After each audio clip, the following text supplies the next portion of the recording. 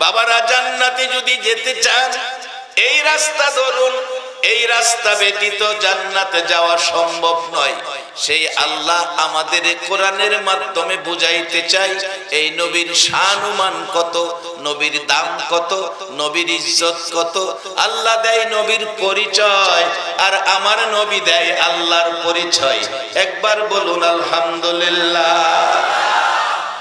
ইয়া আইয়ুহাল্লাযীনা আমানু, আল্লাহ নিজে ফেরেশতাদের পালা রাইখা এবার ঈমানদারদেরকে ডাকেন, সকল মানুষকে ডাকে না।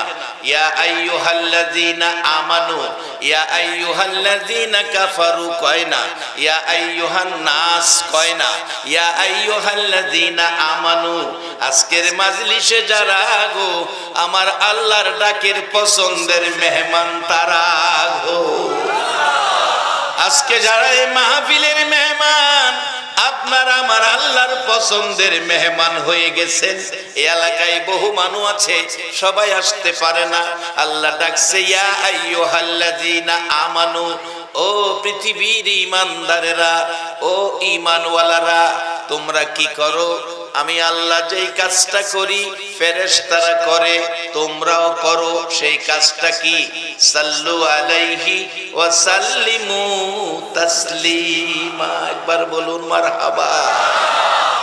আরে পৃথিবীর মানুষেরা, তোমাদের ঈমান মজবুত হবে এই নবীর ভালোবাসায় দুরূদ যারা পড়বে গো, তাদের ঈমান মজবুত হয়ে যাবে। আর এই ঈমানের সহিত নামাজে দাঁড়াবেন। নামাজ কত মজার জিনিস হবে। নবীর সাহাবায়ে কেরামদের জীবনীতে আসুন। আমার নবীর সাহাবী হযরতে আলী রাদিয়াল্লাহু তাআলা যুদ্ধক্ষেত্রে পায়ের মধ্যে তীর লেগেছে, হাড্ডি ছেদ করে তীর এদিক দিয়ে বেরিয়ে গেছে। খোলার সিস্টেম তো তখন ছিল না, অবশ করা যেত না। ডাক্তার গুরুত্বপূর্ণ, এ কাজ করার ডাক্তারও ছিল না।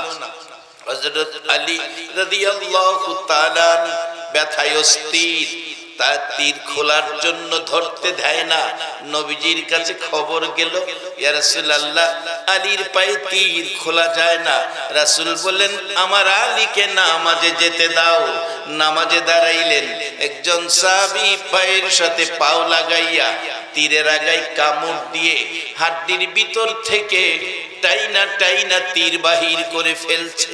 নামাজ শেষ করার পর জিজ্ঞেস করলো, আলী রে বলো তুমি কতটুকুন ব্যথা পাইছো, তোমার তীর খোলা হয়েছে?